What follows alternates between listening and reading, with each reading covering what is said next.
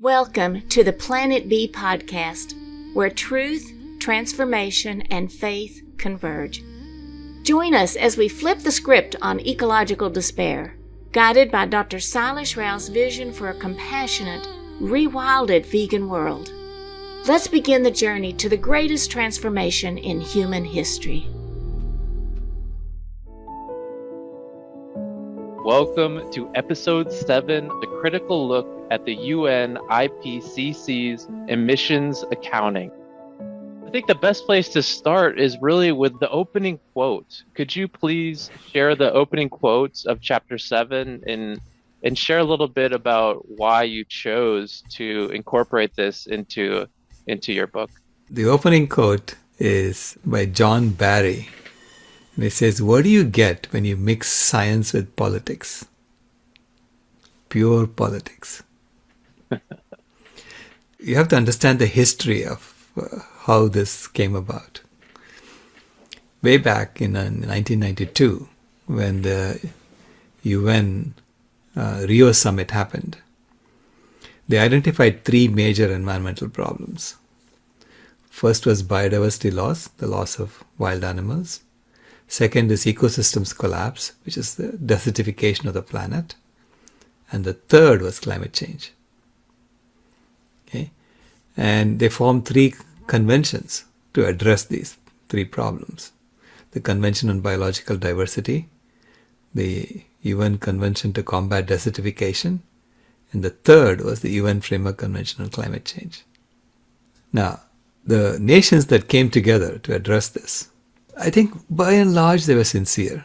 Okay? Even the US at that point was sincere, even though the US was the only country that did not sign the Convention on Biological Diversity. Only major country. The other country that did not sign is the Vatican.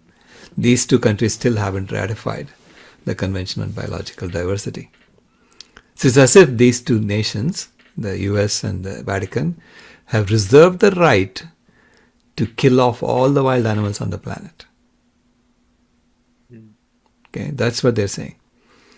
And basically, the US took the stance that the American way of life is not negotiable. The scientists came up with a solution that was quite draconian. So it required rationing everything. So it's all within the same system, right? How do you solve the problem within the same system? So they didn't address any of the foundational issues. They just went ahead and said, to solve the problem, you have to do this. And it's quite draconian. And the conservatives in the US Senate basically rejected it altogether. Okay? So then they decided to manipulate the process so that they can continue to grow the economy. Because what solution the scientists had come up with was, so it was a degrowth agenda, which means no more capitalism, and you have to figure out how to reduce your usage of the planet, right? That's what we have to do anyway.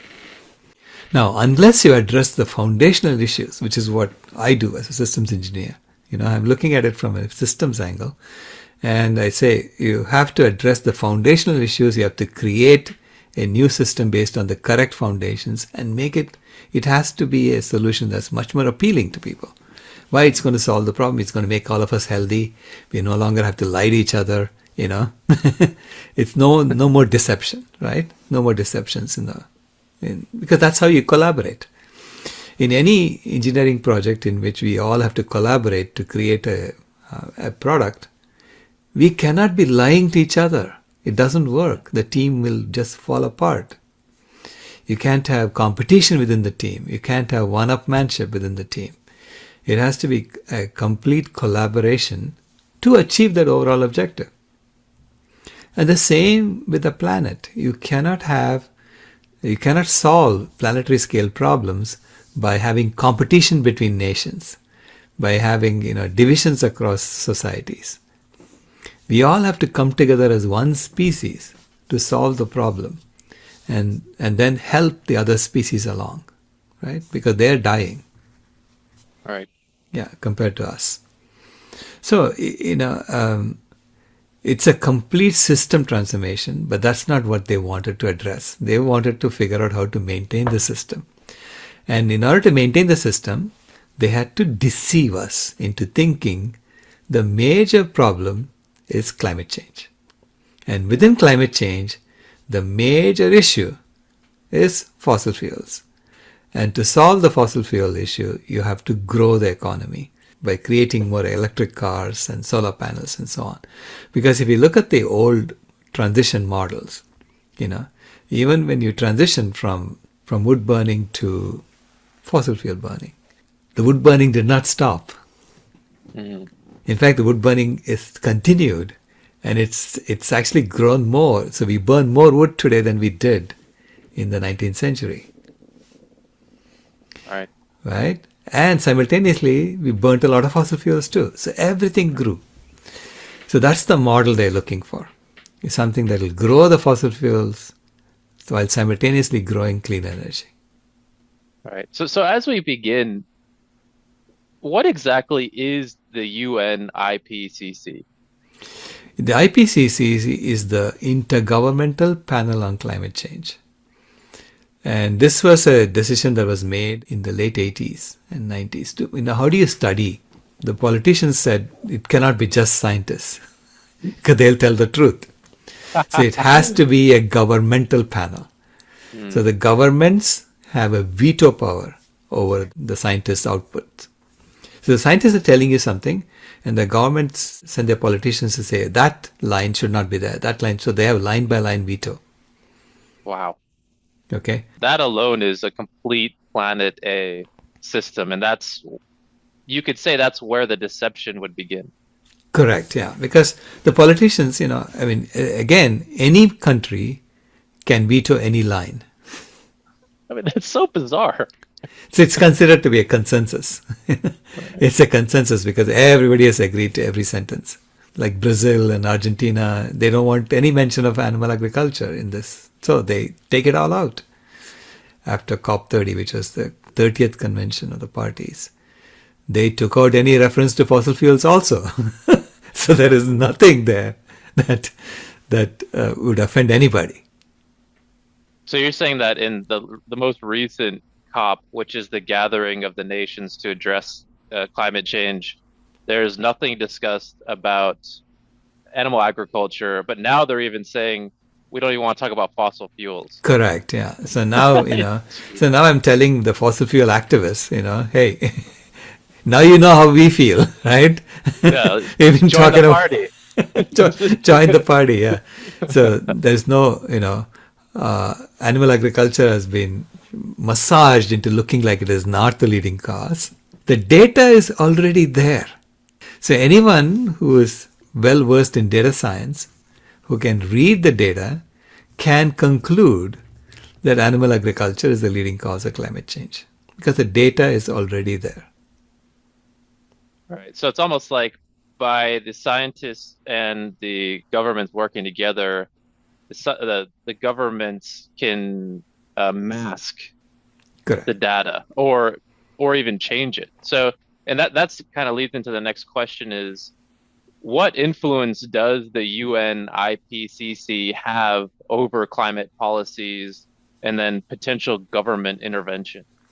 Oh, it has total influence over government policies, climate policies among nations, because the governments basically rely on the IPCC's reporting to implement their policies. Okay? Right. Even there, of course, the implementation is all voluntary, meaning there is no enforcement mechanism within the IPCC. The IPCC is saying, okay, this is what we think is happening. And the governments then go and implement policies based on the IPCC's reports. Now, there is a similar scientific body for each of the conventions. There is a scientific body for the Convention on Biological Diversity, scientific body for the UN Convention to Combat Desertification. And the IPCC is for the climate change. Okay. Now, initially, all three conventions were meeting every year. And then in the mid-90s, they chose that climate change will meet every year, but the other conventions will meet only once every 2 years. They made the other conventions seem like they're lesser problems. Based on the planetary boundaries, those are much more important. Absolutely. Right. They are the Right. major problems. Climate change is actually number 4 out of the 7. Biodiversity loss is number 1, right? And desertification comes under all of them. It's basically what land use change, water use, all of that comes under desertification. So that's actually worse than even climate change, right? When you put it all together. So climate change to me is the fever that the earth has. And yet it got the most billing, the most attention, because it was being framed as an economic growth story, a green growth story. And the other conventions, the scientists would meet, they would come up with a resolution, and it would be completely ignored because the media paid no attention to it, or very little attention to it. Like the Convention on Biological Diversity said that we are going to halt biodiversity loss by 2010. Here we are. Right? They're going to halt it by 2010. No more biodiversity loss. And the forests are going to grow beyond that. It didn't happen. So 2010 came and went. And then they changed it to 2020. So it's like, they keep moving the goalposts. Okay? And you'll see that they pass a resolution.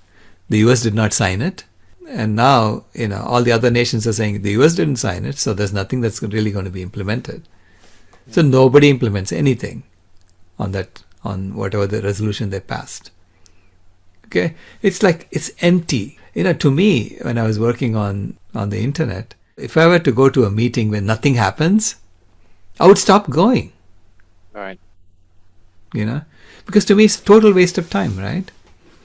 And this is why after Glasgow, I said I'm not going to go anymore to even COPs after COP26, because I felt like they're not doing anything seriously. Mm. And it's only thanks to Loving Hut and the Prime Minister team that I went to COP30. When you went this year, did you see anything different? Did it make you feel positive or motivated about this Planet B solution? Oh, absolutely. In fact, I'm glad I went to this one. After I went, I realized that, things have changed a lot. People who are coming to the COPs are realizing that nothing serious is happening there. And they're looking for real solutions. And so the fact that we were there with the Planet B solution was very important. And I could sense there is a hunger among the delegates to do something serious. That's wonderful. So I'm glad I went, and I'm looking forward to going to COP31. Yes. And COP31 in Turkey, we need to create a presence not only in the green zone but also in the blue zone, where we present this Planet B solution and make it freely available to everybody, to examine and to use, right? Because people are looking now. They are desperate. Like I use the analogy of the metro in India. Like when the Kolkata metro was built, people saw it as a way to make money. And so the Kolkata unfortunately has a metro that only has 2 lines, one going north-south and one going east-west. It was the first one that was started in India in 1975. And it's a mess. So it's left a whole bunch of holes in the ground everywhere. Okay, it's still a mess. Whereas the Delhi metro was started in 1990s. And when it was started, the politicians really wanted a solution because they were getting stuck in traffic. So they had to deliver something that actually worked for people. And so they took their hands off the engineering project and said to the engineers, go do it. And now the Delhi metro is bigger than the London Underground in terms of the total train tracks that are there, right? And it carries 50% more people than the London Underground on a daily basis. And 99.97% of the trains arrive within 1 minute of schedule. So it's well run, and the people of Delhi love it because now they can tell you, I'm going to be there in 40 minutes. And they know they'll be there in 40 minutes. Yeah, it's reliable and it's well used, right? So I feel like the Delhi metro moment has happened for climate change. Yeah, Okay? People wonderful. are looking for real solutions, not fake ones. In this chapter, you go through a lot of the data just to prove to people how silly this information coming out from the UN IPCC. Right. So according to the UN IPCC, what percentage of global greenhouse gas emissions are caused by animal agriculture? Well, we have to look at what percentage of the emissions or what percentage of the warming is caused by different sectors. And in the chapter, I look at the cumulative effect. So which is like what percentage of the warming, okay, not the annual emissions.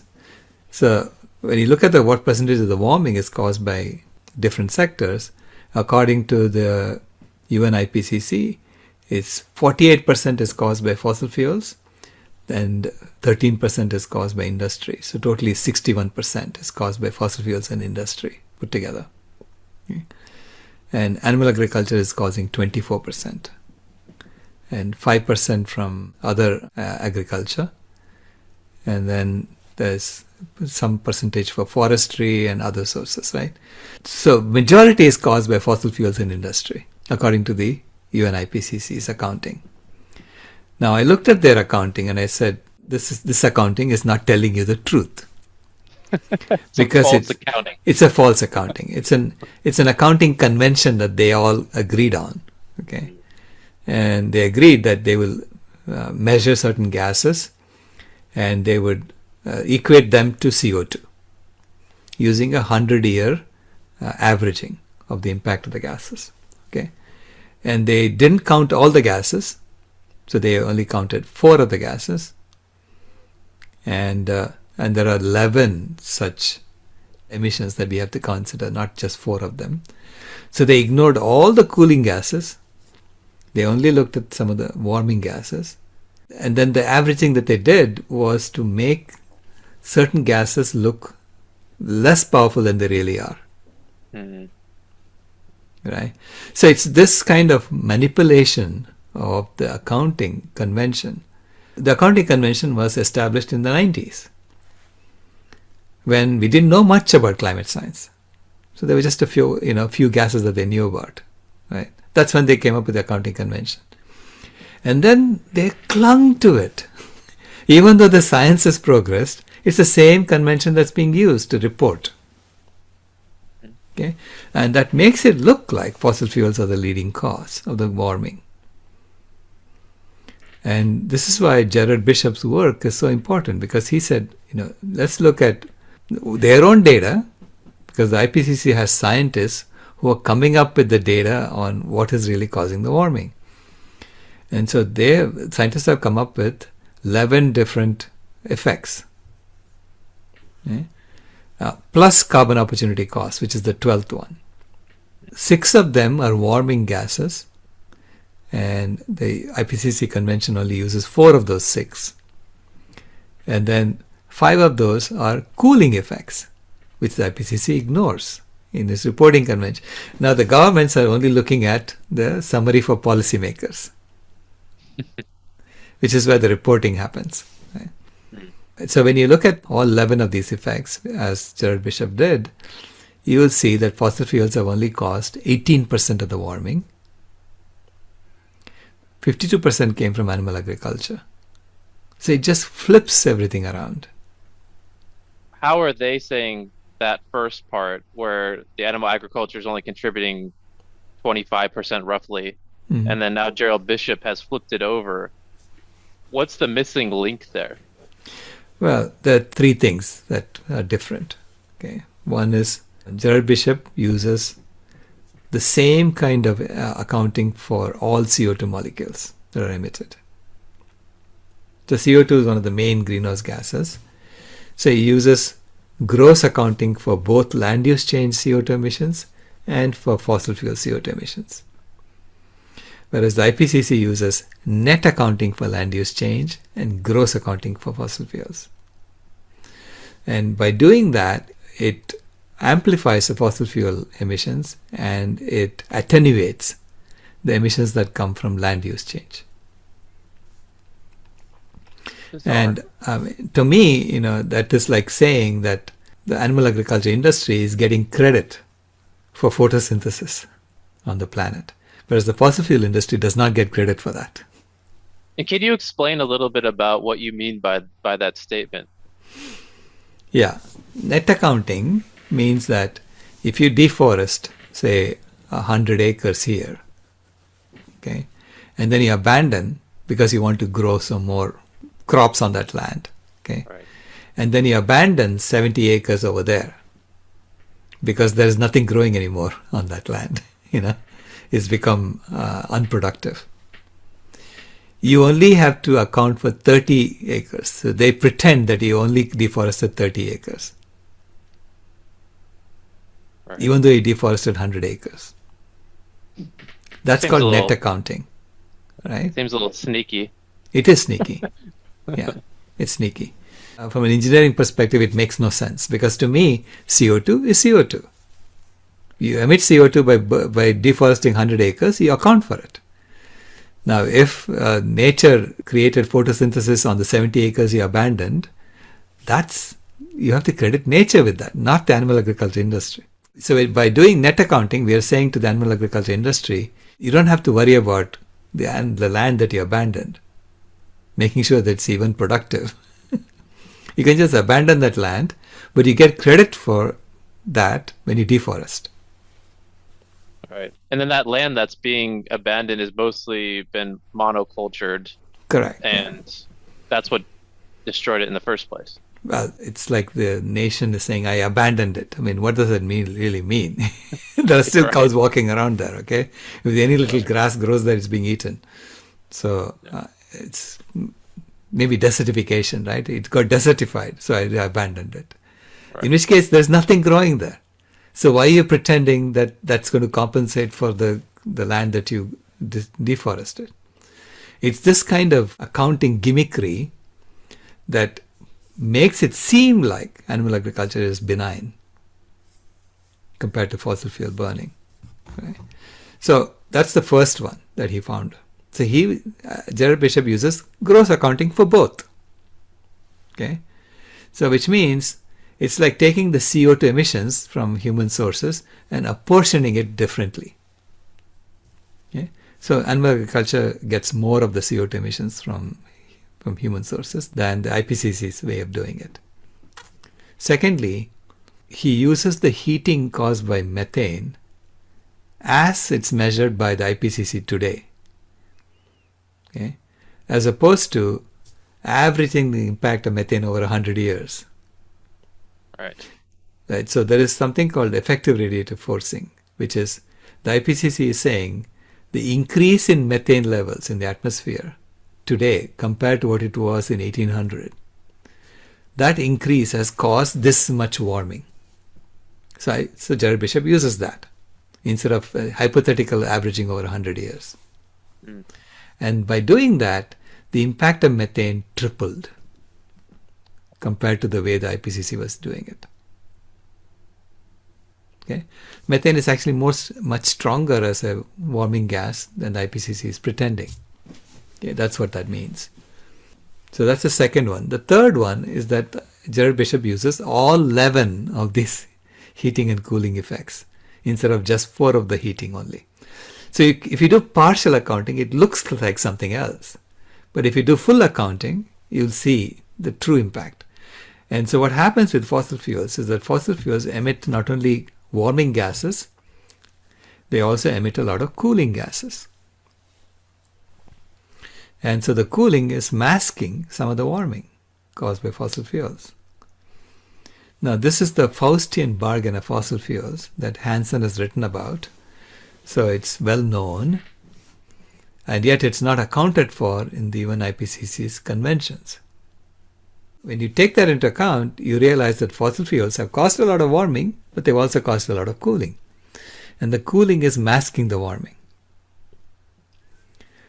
Which means that if we stop fossil fuel use today, if I wave a magic wand and eliminate fossil fuels overnight and replace them with solar panels and electric cars, the heating on our planet will increase by anywhere from 50% to 87% within the next 2 to 3 weeks. It's a shocking statement because it's basically, it goes against everything. Well, it's the modern fact. Yeah. Right. It's a fact, right? It's the fact that I'm telling you. That's in the data that the IPCC has already published.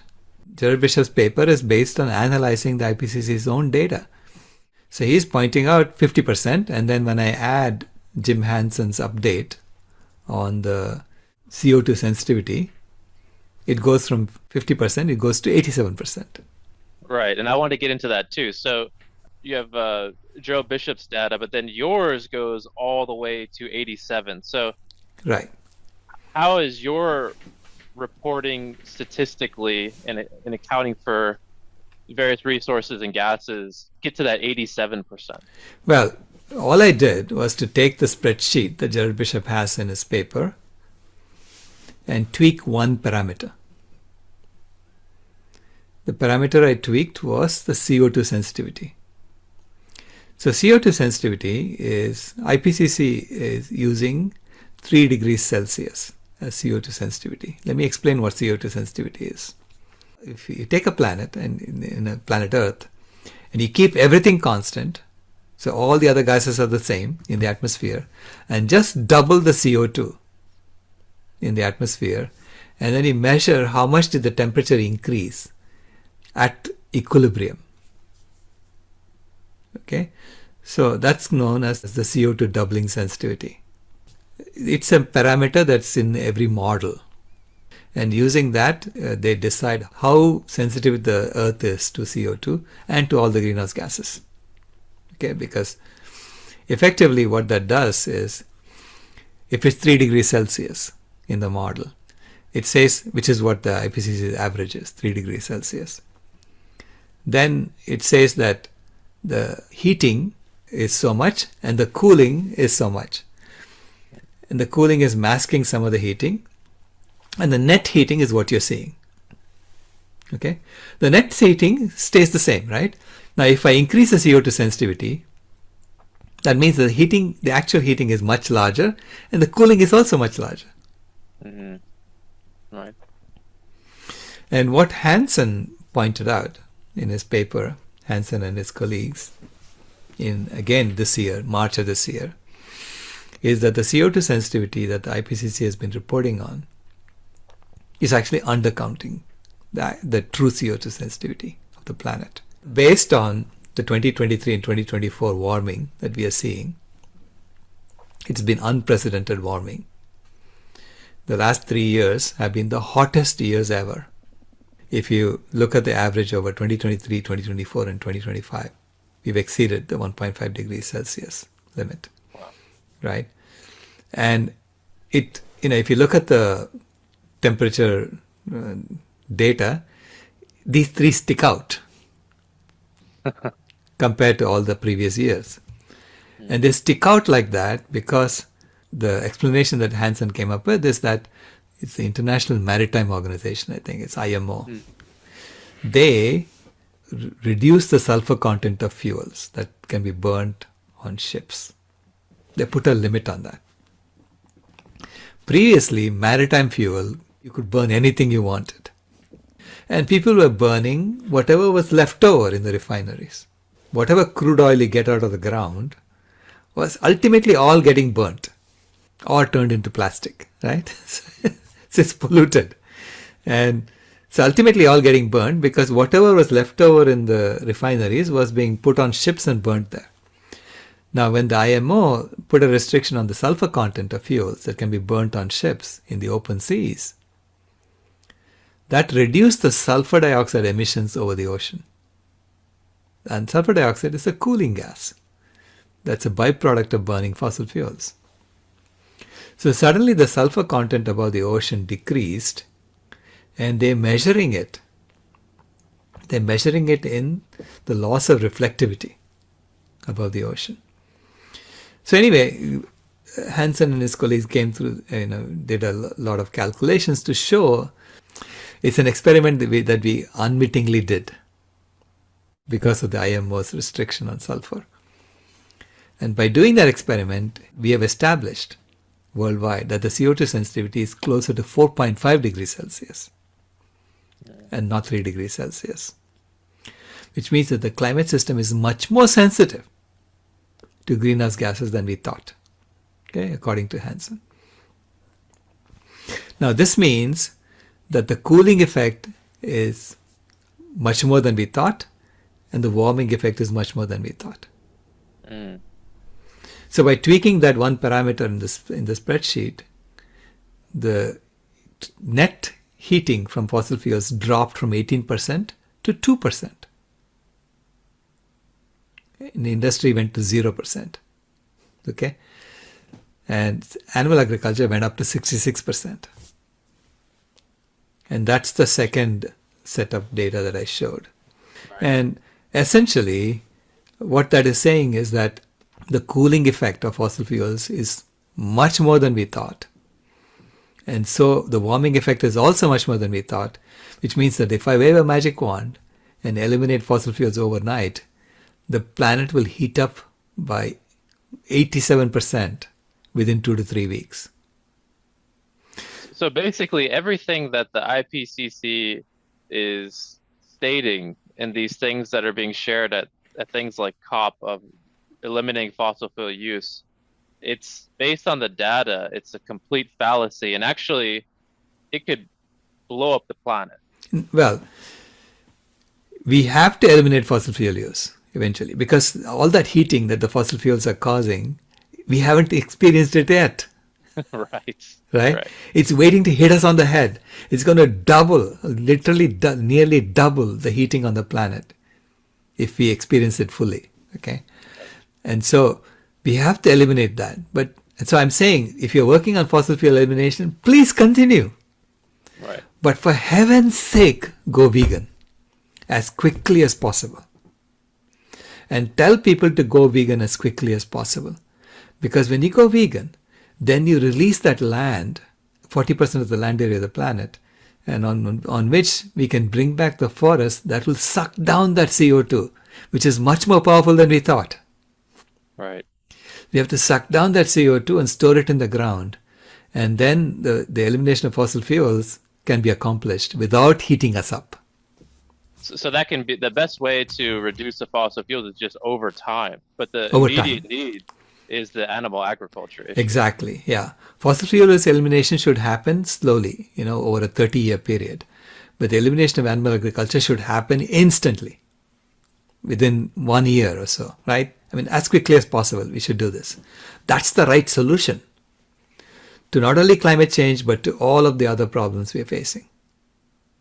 That's the right way to solve it from a systems engineering perspective. Okay. Right. So the question now is have you been in contact with the UN IPCC, and what is their response to your data?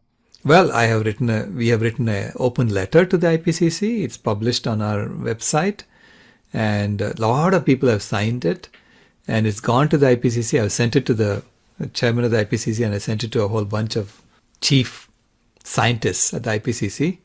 And so they're all aware that we know, So basically, we have to tell them, listen, folks, I mean, you may think we are all stupid, but we understand data too. Some of us can read the data. We understand how to read data. And so we have reaching our own conclusions, and it's being published in papers now. It's not just, one person saying it, right? It's being published in papers now. So pay attention and do the right thing. Tell the public what is really going on. We have to address animal agriculture as quickly as possible. And if you tell the public that, and let them make a decision if they want to do it or not. So the masking has to come off from the government side. Yeah. The masking of the data, massaging the data to make it look like something else Yeah, I mean, all this deception has to go, right? It's like, pretending that animal protein is superior. I mean, all this nonsense, right? Protein is protein. This sort of thing. It's like, all of this is used to weaponize food, and basically it's for class warfare. And I'm saying class warfare is over. If we are still going to be engaging in class warfare while trying to solve what's happening on the planet, you will never succeed. That's like having competition within your team when you're trying to accomplish an objective. Right. No, you have to collaborate. We are all one species. So let's work as if we are one species trying to solve the problem. So would you say that that's the solution to overcome this kind of corruption and false data, is just to come together? To come together, look at the data together. Let's, and people are publishing it now. So let's figure out what is really the truth. Okay. And I'm pointing out to you that this is my reading of the data. And my reading of the data is saying, go vegan as quickly as possible. Not just climate data, but all the data. Okay. I mean, all 7 planetary boundary transgressions are screaming at me to go vegan as quickly as possible. All right, that's wonderful. If anyone was watching this and maybe had connections with that body, the UN IPCC, what would you say to them? Well, tell the IPCC to change its conventions to report the truth. Right? Oh. And I'm sure the governments are going to object. Okay? Because right? It's just politics. I mean, it should not really be an intergovernmental panel on climate change. It should be a species-level climate change body, science body, right? Not divided according to nations and with politics put in there. All right. And this goes back to what we were talking about in an earlier chapter with the open sourcing. Yeah. I'm grateful to the scientists who have been working on this, right? Because they have been open. They have been trying to publish the data. Okay? And when it comes to the politicians and the vetoing process, that's when the massaging happens. This convention, I'm sure, was not the idea of scientists. This convention was cooked up by some politicians. I'm pretty sure. Right? Who said, let's do it this way. Let's massage it this way so that it looks like it's like that, right? And yeah. Wonderful. So would you like to share just any closing words as we wrap up episode 7? Everything that's there in the chapter is referenced to a peer-reviewed article that you can go and look up the original data. So I'm trying to be as open as possible with the work that we are doing. Yeah? And saying that the data itself is screaming at us to go vegan as quickly as possible. But the good news is there is a solution. There is a planet B. And that's, I think, one of the most important lessons from this chapter. Awesome. Well, thank you so much. Next episode, we're going into chapter 8, which is the worst planetary boundary transgression. So this all ties together. So thank you so much, Dr. Rao, and we'll see you again soon. This has been a podcast from Planet B, where food doesn't come with moral fine print. If you haven't moved here yet, we thank you for visiting.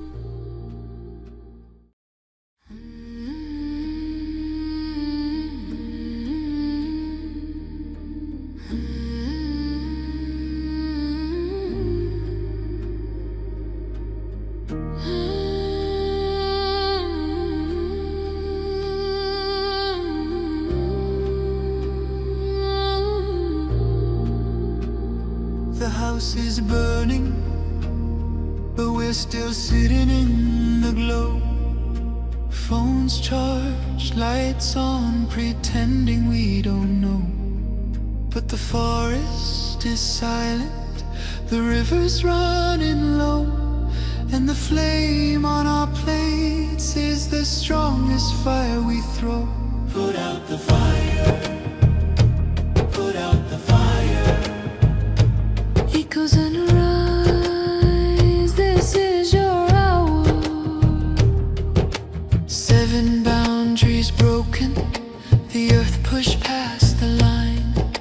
Climate, land, species, fresh water, chemicals, nutrients decline, not danger, disaster in real time. Put out the fire. Ooh, put out the fire. Metafoodians rise. This is your power. And here in India, one truth stands the same. Milk is not just milk. Dairy feeds the flame. Cows and methane. Fields and forests turn to grain. Politics, culture, carbon, all wired to the same chain. Every cup of curd is heat in the air. Every block of butter is a forest repair. It's not a small habit, it's a planetary affair. Put out the fire. Put out the fire. Echoes and rise. This is our hour. Energy fixes half the hurt. Dr. Rao made that clear. But food fixes the other half, the half that's burning here. Change the plate, change the land, change the future's atmosphere. Put out the fire. Put out the fire. Metafoodians unite. This is your choir.